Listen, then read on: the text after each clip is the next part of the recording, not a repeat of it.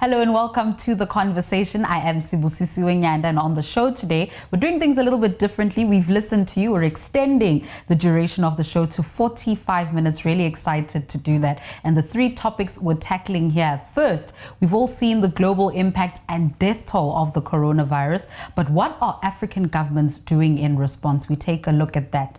And later, the United States travel ban has been met with mixed responses, as 4 of those 6 affected countries are from Africa. So we look at a response from Eritrea and Nigeria, among others. And finally, an update on those heated Malawi election results, as the Constitutional Court is set to make a ruling on that result that saw President Peter Mutharika remain in power amid protest action against across the country, pardon me. So that's what we have time for in today's edition of The Conversation.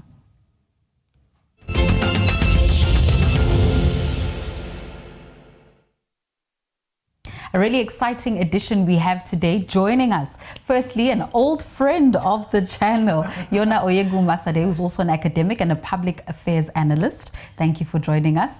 And Dipo Oyewole, who joined us last week, and we really had an engaging discussion with you. Really happy to have you back here. He's a social media strategist and public affairs analyst. Thank you so much. Thank you for having me. Okay, so the first one, I think, is the biggest story, looking at the coronavirus and how it's affecting all of us. But most importantly, of course, we want to look at how we are dealing with it as Africans. So let's take you through a bit of an intro here. African governments are, of course, now faced with this challenge of preventing the spread of the virus. It's now killed, the numbers are up from 259 to 361 lives. And some experts have expressed concern about developing nations, particularly, not being equipped with sufficient resources if the epidemic erupts. Now, medical teams have been stationed at seaports and airports around the clock in order to check the temperatures of travelers, as the first symptoms of the virus are, of course, a fever. And wherever a fever has been detected, the travelers are isolated and more tests are carried out. The World Health Organization has called this outbreak an emergency, an international emergency, and most of the cases of direct human-to-human contagion have occurred in China. Now, African states are all too aware of the dangers of viruses. West Africa, from 2014 to 2016, was hit by an epidemic of a hemorrhagic fever due to the Ebola virus, and that killed some 11,300 people in Guinea, Sierra Leone, Liberia. So that's a lot for us to really get into. But let's start with the first question, which I suppose is the most simple. Are we equipped? Are our African governments equipped to deal with the potential outbreak of the coronavirus on our continent? You go first. Do you know, Sibyl, I think the answer is that we could be, if we really get our act together. I think that it is not beyond the capacity of African governments to deal with this virus. I mean, if I look at, as you were saying, you know, you referenced the Ebola virus in West Africa 2014 to 2016, and then you also referenced the current crisis that's ongoing in the eastern part of the DRC. Look, African countries around the affected regions were very, very disciplined in trying to ensure that the virus didn't spread into their countries. It's not beyond the capacity of African governments to deal with this issue. The question is, are we taking it seriously enough? You know, and are we putting the right resources in the right place to actually prevent rather than deal with an outbreak after it occurs? Exactly. So, I mean, I didn't want to answer a yes or no as well, okay? So you don't get to quote me. It's never that simple. Yeah, it's never that simple because we also don't know what's happening on site. But like you rightly said, we're hoping that they're getting things right, that they've been very serious about it, they've been deliberate about it, and they're not leaving it to chance. Because, I mean, it's one thing to say that it's something that doesn't have a cure, but I think it's a lot easier if we're saying we're preventing it, because we also know that we do not have the resources to manage it when we have an outbreak. Absolutely. So I think at the quarantine level or at the introductory level, if I may use that word, it's a lot better if we throw everything we have at it at that level, because once we pass that stage, I think we'll be in real trouble. Yeah. So my other question would be, very often where illnesses are concerned that impact this many people, it almost always becomes politicized. If we think about Ebola, for example, when the World Health Organization was intervening in countries like the Democratic Republic of Congo, you saw a resistance from the people themselves. And we're also seeing here, to your point, Yona, about are we taking it seriously enough? Some people are responding with a little bit of cynicism in response to this announcement by the World Health Organization conversation. China itself also saying, you know what, the United States are actually overreacting. Yes, they're overreacting and they're creating panic across the globe. So where it starts to become a conversation about African governments defending their ability to protect themselves and their people and making it a political thing, the people who suffer the most are the people on the ground. So how do we then circumvent, you know, this happening on our continent again, as we saw it with the Ebola virus? Okay, well, I think that's something that we can't really stop, because I mean, man is a political animal, and for every government in power, whatever it is they have at their disposal, unfortunately, some of them get to prey on certain sensitive issues like this, and some go as far as making it very controversial, even when it's a public health issue. So I think that it's something that we should make it devoid of any political sentiments, and let's actually get the job done. However, that being said, we do know that when certain governments so we do know that when the governments put certain measures in place, then they start to make a lot of noise, they make it a political stunt, they build political campaigns around it, and they do all that. But for me, I'm concerned about them doing the job. Okay, yeah, if you make whatever you want to make out of it, make out of it. Okay, just get it done. Make sure our lives are protected. Yeah. Make sure we're safe. Make sure we're healthy. If you want to campaign on that, that's really your business. But I think that it's high time that we get it done. That's, for me, is a priority. Yeah. I mean, I absolutely share your sentiments, and it's really important that we move away from rhetoric and actually getting the job done. But you see, the thing is, our politics, you know, are leaning in the opposite direction to the United States, for instance. Yes. So where other nations around the world who maybe have certain kind of leverage, right, or influence globally are able to say, oh no, we're banning Chinese nationals, etc., etc. And I don't necessarily advocate that kind of draconian approach. But Africa is almost sort of on the receiving end where China is concerned. And so Africa is not able to maybe be as firm and assertive, exactly, where Chinese nationals entering the continent is concerned. Having said that, though, I really think that, again, back to your question about playing politics, it's important that African governments don't play politics with the lives of African nationals. And so where we may not necessarily be as able to be vocally assertive, we must make sure that we put the right kind of you know, measures in place. Speaking of doing right by African nationals, we also have economies to think about. Now, Ethiopian Airlines have taken a completely different stance. In fact, the Ethiopian government as a whole, their national carrier has chosen to continue to fly in and out of China. They believe that they've got their checks and balances in place and that they need to continue. Before we get into that discussion, let's take a look at what the CEO of the national carrier had to say, followed by a remark by the health minister from Ethiopia as well. Take a look. We have no plan of suspending or terminating flights. Because, you know, Singapore Airlines is still flying. Cathay Pacific is still flying. Airlines from Australia are flying. Airlines from Thailand are flying. Airlines from Japan, South Korea, and so on. And Chinese carriers. Every day we have to look at our what we are doing, and if revisions are needed. But at this point now, what the measures we're taking is really to strengthen the screening at the airport and also the other preparedness in terms of the care that we are going to give if the cases come. Okay, so that sounds like a measured and mature response, but do you think it's a strong enough response to some of the other responses we're seeing coming from surrounding states in response to this? Okay, well, I think they have sort of a comprehensive approach to it, okay, because they're very serious about the commercial part of it. They say it's not going to affect us economically, okay? All that being said, we're still going to do what we need to do in terms of prevention. So they have a full scope of, they have a program in place, knowing that this is what we want to do about it. But I wouldn't say that the other states around them have shown that much intention around it, even though they don't have so much of the economics tied to it like they do with a national carrier. But I think that it's something that they can also feed off from the other sides of their various borders to say that, you know what, this is what our neighbors are doing. Even though they also have an economic incentive to even stop dealing with them entirely. I mean, in Asia, in China, having their national carrier go to China, they are saying, okay, they want to do this. We don't have that burden, in quotes, to say. So what are they doing that we can copy? So I think that for them, they're setting the right examples, and I would expect their neighbors to also tag along. Look, Ethiopian Airways is the most profitable airline in Africa. Yes. And one of their most profitable routes is, to and from China. So I can perfectly understand the country saying we're not going to shut down that route. And what I respect is that they're backing that up with responsible measures to ensure that they can contain whatever threat there is, coming from China, of the virus.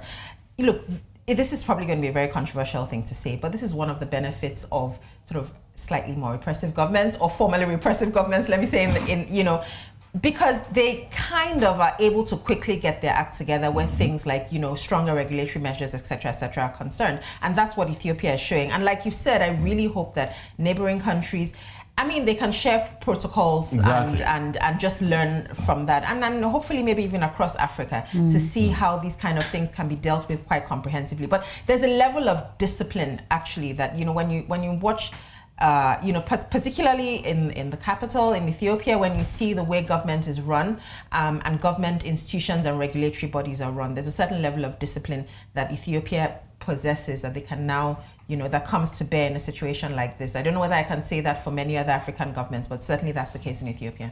On the topic of discipline, there was a story that we're running here about Zimbabwe airport, where some of the more simple instructions from the World Health Organization about the health practitioners themselves protecting themselves, putting their masks on correctly, and there's footage of a guy who's got the mask around his neck and not around his face. So you wonder even your own personal well-being you haven't put front and center. So how do we know how you're looking? So that for me is frightening, and I'm also afraid that we may be seeing a lot of that across various parts of the continent, which is why I said I wouldn't answer yes or no to your first question, because there's also the human element part of it, and like you rightly said, discipline. There's a lot of discipline required to get these things done. It's not just enough to be deliberate. You have to be very disciplined about it, knowing that 24/7 you're coming in contact with people. You need to have a protective gear on, not to protect yourself, but to also ensure that maybe when you leave your duty post, because now you may not be quarantined, you don't also become the contagion that everyone is afraid of, or they didn't know to be afraid of, and then you go ahead to spread it out while you have people contained. So I think that's where we need to be responsible as a people to ourselves, and knowing that we have a sense of responsibility to others. Absolutely. Okay.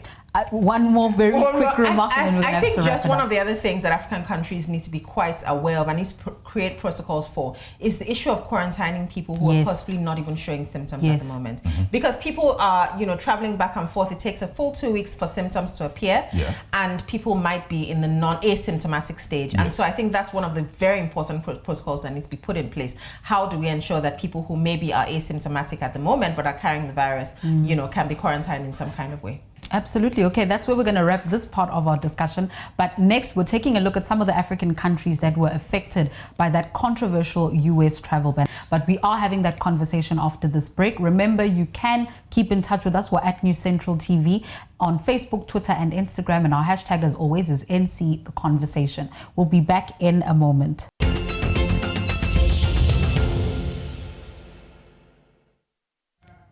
This is The Conversation, and I'm Sibusisiwe. If you're just joining us, you missed our discussion on the coronavirus and, of course, its global impact. Now we're about to take a look at the United States, particularly, and its relationship with the rest of Africa. It seems it isn't too concerned about that, as African countries are top on their list of countries that have been banned. U.S. officials said the countries failed to meet U.S. security and information sharing standards, which necessitated these new restrictions. I'm going to quote here: Nigeria remains committed to maintaining productive relations with the United States and other international allies, especially on matters of global security. That's a statement rather from the Nigerian presidency. There is also a statement we're going to take a look at now from Eritrea, as well as the Tanzanian government. Let's take a look at what they had to say. From Emmanuel Buholela, who says, we don't have official communication from the US government. We haven't received a formal diplomatic communication, which is the official way of communicating between governments. That's, of course, the Tanzanian Ministry of Foreign Affairs. Oh, Lai Mohammed was the official response, which says they remain committed to maintaining productive relations with the United States and other international allies, especially on matters of global security. So this is all la-di-da, above board, really courteous, but you know, the response, particularly I think from the Tanzanian ministry, if you're reading between the lines, they essentially are saying, we thought we had a particular relationship with the United States, and this is a complete surprise to the rest of us. What do you make of what this means moving forward for these African countries that, if for all intents and purposes, if you're looking at their neighbors and the other global powers, everyone is fighting to improve their relations with African states, and then you see the United States making some sort of a move that would suggest the opposite? Trumpism is my answer to this. Look, it's an election year. Trump is grasping at straws because he's in the middle of an impeachment debacle, and he is using every single thing to sort of woo his base and hopefully, you know, cast the net wider. And we just happen to fall into, I mean, I don't know, now we need to start ticking off the number of shithole countries that are now under the ban, right? Okay, so this is actually what's happening. This has nothing to do with the reality on ground. And again, it's going to be a widely studied phenomenon when a person's personal interest becomes the policy, foreign policy, you know, and that's what's happening in the United States. It's not a reflection of anything that's happening in reality. It is simply a reflection of what Trump currently considers his own personal interest, and he has conflated that with his foreign policy. Is this a case of, you know, personal interests getting in the way of national interest and, of course, those important international relations? Yes, it is. It is part of it anyway. And like, I didn't hear that word before, Trumpism. Yes. So I think I've gotten one today, yes. So yes, I think Trumpism is part of what has come to play, because I think another thing he may have on his campaign trail is to say that, you know what, I made certain promises when I was coming with my first term, and then this is what I have been able to do about it. So I think that's where the political bit of it is coming into play. And I think he's never hid his feelings with regards to Africans and African states as regards to his personal feelings, which are then, yes, influencing his foreign policy. That being said, would it be a time for certain African countries, and when I say certain, I'm speaking from a part of being a Nigerian, for us to look inwards and see probably a few things that we can get right or get a lot better? Yes, okay, because on the other side of it, I think for me, how you would know that there's a lot of personal agenda with what Trump has said is, I mean, look at statistics of Nigerians in the US. We're likely the highest educated people. We have the highest percentage of educated people in the country. Our diaspora over there, they're doing fantastic things. Exactly. There are a lot of fantastic Nigerians, even in the Trump government, in various capacities, having high-level security clearances. So the question is it really about what they said in the statement, or that's just the company line, as they say? Yes, so for me, I think that may be it, but I always try to look inward wherever anything happens like this, to say that, okay, are there things that we could always do better? If there are, can we try to address them? I'm glad that you raised that point about, you know, what sort of response should be coming from our governments. Because if you look at Eritrea and you look at Nigeria, that diaspora population in the United States and the contribution they make to the academia there, the contribution they make to the economy there, you know, it just makes you wonder what sort of response should be coming from our governments, just with regards to what they do with people who find themselves already in the country and those who perhaps are looking for alternative opportunities and now find themselves unable to do so there. What should our governments be saying in place of some of these you know, really well written, well drafted PR statements? Yeah, right. I know everyone is being really, really polite, and I think almost there's just a sense of disbelief. It's almost like, are you for real? You know, and it's probably going to take, you know, a few weeks or whatever to recover from the shock. I mean, the Nigerian government has set up a committee to investigate, you know, what could have triggered this. And look, if this is the reflection of someone's personal interest that has now become foreign policy, it's not really about necessarily what we did to trigger it. Yes. Although having said that, though, I do think that, look, the Trump government has expressed repeatedly its discomfort with immigration from particular parts of the world.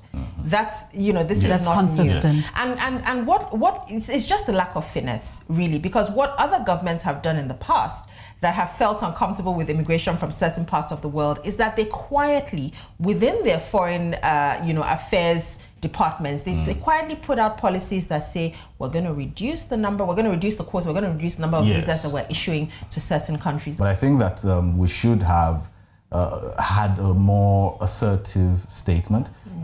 For me, Eritrea didn't really have a very polite tone to it. They were visibly pissed. I mean, if you look at the tone of the statement, they were quite pissed.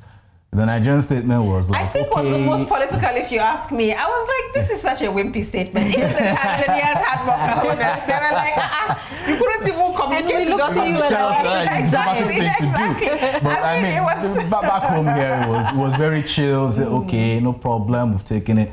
We'll set up a committee and then we'll revisit it. But we still want to be friends with you. It's definitely interesting times. Who would have thought 2019, 2020, we'd be seeing two of the world's biggest powers making such conservative moves in a time that's supposed to be so progressive. But anyway, that's a conversation for another day. We're going to take another short break. After this, we take a look at Malawi's elections, or rather the verdict on whether or not the results that came out in May last year were indeed valid. Stay with us. You're welcome back to the conversation. It's the final stretch of this I like this new format. It gives us a little bit more time to really get into these discussions. And we're getting into the final session now, where we're looking at Malawi's election results, or rather the verdict, right? So the long-awaited ruling after months of violent protests in the southern African country was expected today. We're still waiting, all of us with bated breath. During the occasion, 5 judges of the court in Lilongwe, which will be placed under high protection, are ruling on the regularity of these elections. Only 159,000 votes separate the winner, who's the current president, Peter Mutharika, in power since 2014, from Lazarus Chakwera, who's the leader of the Malawi Congress Party. The opposition has repeatedly accused the regime of manipulating results of the presidential election through the use of blank spaces and, of course, using correction fluid on some of the ballot papers. The winning side fiercely denies any fraud, but Yona is about to give us the tea on some new developments. Yes. So it emerged in the last few hours. It has emerged that a very influential businessman, Thomas, I forgot his name somewhere, Mpengijira, I think something along those lines, basically had offered a $130,000 US bribe to the 5 judges to sway their verdict in favor of Peter Mutharika, President Peter Mutharika. So for me, I think, if the incumbent is so uneasy about his chances that he's sending proxies to offer bribes to the judges, that for me already smells, and it's come out in the news. That is massive.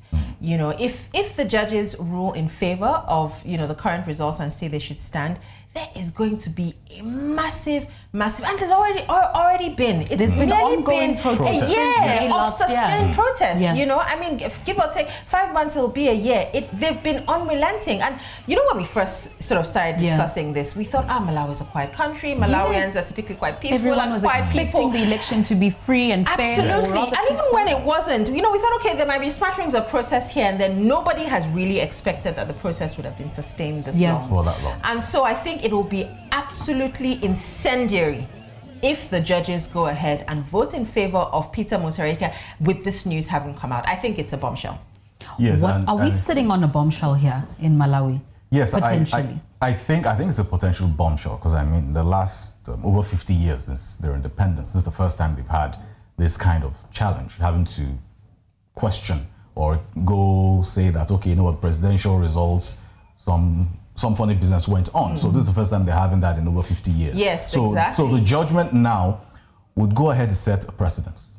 Okay, moving forward, to say that now with the news of the businessman and all of that, if you rule in the favor of the president and then you say that he won it and there have been sustained protests for this long, what are the consequences going to be? If you're going to say that you're going to rule in favor of the other fellow, the leader of the MCP, Chakara, you say you're going to rule in his favor. So that means that there isn't necessarily a strong man, so to say, in government, saying that the rule of law is there and it has come to stay. So that's why I said that this is quite unprecedented, and it's something that is going to have a huge repercussion for a long time to come in Malawi. But it's something that we're really looking at very keenly, and we're hoping that whatever the judges come out to rule in favor of, that there is peace, because that is very important. Okay, it is very, very important. If they rule in favor of MCP, of course the president's side would also have people who are loyalists who want to protest, who want to contest that, and then yes, so we're looking to see how it plays out. But in the end, we're hoping that everything goes out peacefully. But either way, we're looking at a watershed moment for Malawi. Yes, it absolutely. is. The people in Malawi have plenty to say about this.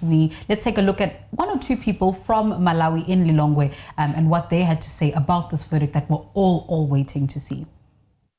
We expect our judges to deliver the judgment with impartiality and independence for the sake of national building, as well as enhancing our democracy, and also expect that the ruling, whichever side it goes, it shall be able to clean up our voting system, so that at least it doesn't give further challenges as we have seen in this election.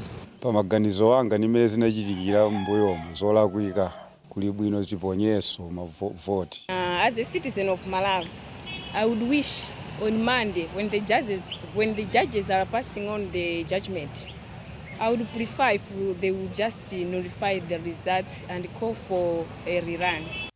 Your reflections on some of what the people of Malawi Yes, exactly. So I think it is quite interesting that we see a lot of people saying that, you know what, we just want fresh elections. They're not saying they're for or against a particular candidate, which is, I think it is quite admirable. Them saying, you know what, we just want this to be over. Let's have fresh elections and then we have fresh results. So I think that that's something that the judges should also look into, and it also gives them some form of cover, okay, to also say that we're not ruling in favor of a particular person, that it could then lead to certain levels of uprising or maybe prolonged protests. So just say that, okay, we're calling for fresh elections. And I think constitutionally it's allowed that they can call for fresh elections within the next 60 days.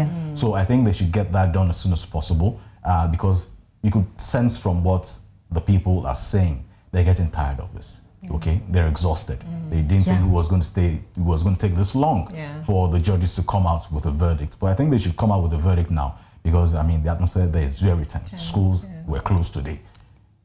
A lot of businesses were shut down today in anticipation of the verdict, not knowing what was going to come out. So I think that they should approach it from a place of national service, even though yes, it is their job. It is their job, but to also say that, you know what, let's call for fresh elections, okay, and then let's have a level playing field, and we ensure that this is properly done with little or no error. Can we have a re-election with Jane Ansah still heading the electoral board?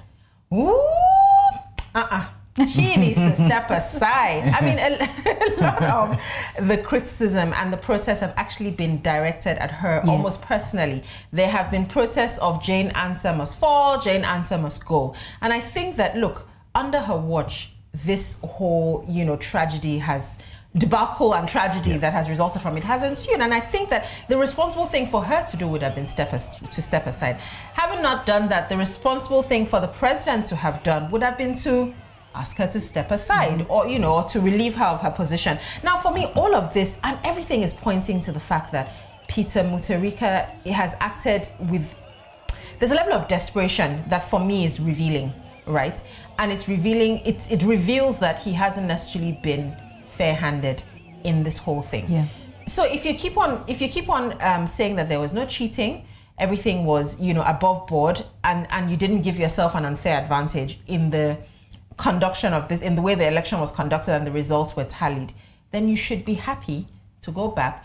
If anything, he's lost popularity. Thank you. Yes, yes. To save face at least. Thank you. The last 6-7 months, 7 or 8 months would actually, if nothing else, would have lost him some popularity. If you think that everything was above board, then you should be willing to go back and say, fine, let's compete again.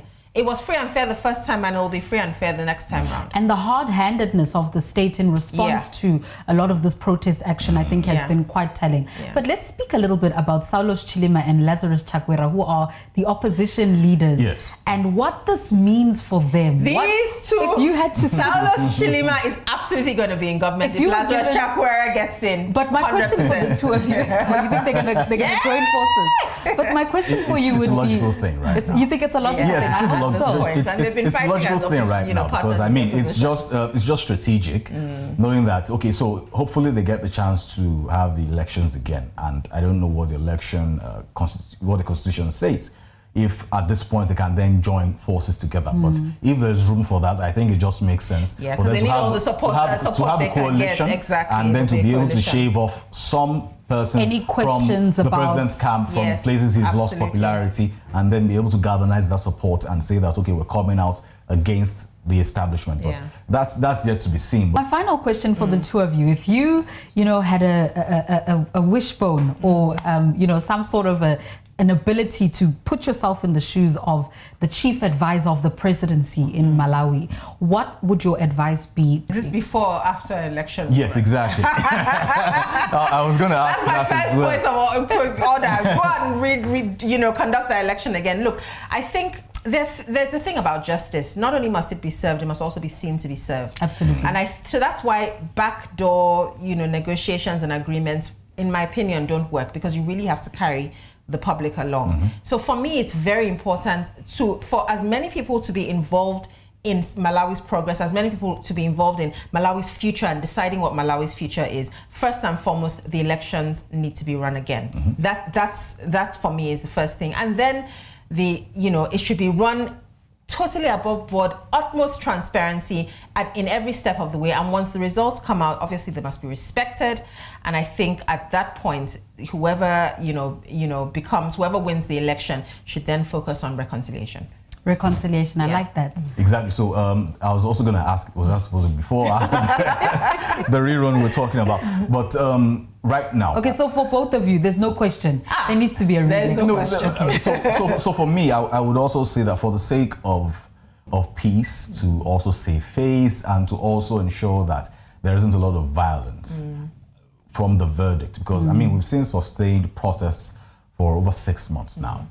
If they come out to say that one side won or not, the other side will definitely take to the streets. So let's try and eliminate that, okay? The judges should try to save face, take it out of their hands and say that there should be a rerun.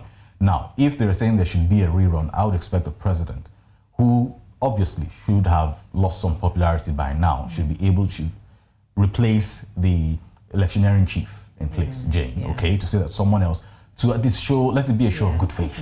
That, what, I support the fairness of this process. I support transparency. I'm having someone else come to chair this in a short period of time. Have that done and then have the rerun done. And then whoever wins, like she said, reconciliation, because either I like it or not, in the last couple of months, the nation has been divided. Okay? You go to homes, you see a lot of people on different sides of the aisle having a lot of arguments on this. They need to have some form of reconciliation and find a way to get people back on track, to say that, we're one people, we're Malawans, we need to get this done, we need to build this nation together, because we don't have another one to build. I like that. And no correction fluid at voting stations. Yeah, exactly. Can we agree on that, please? No. That's all we have time for in this edition of The Conversation. Remember, it does continue with you on social media, so tell us what your thoughts have been on the 3 stories we've looked at. That's all we have time for. I'm Sibusisiwe, and thank you so much to my guests. Thank you for staying with us. Keep in touch with us on social media, and for the latest in current affairs, www.newscentral.africa.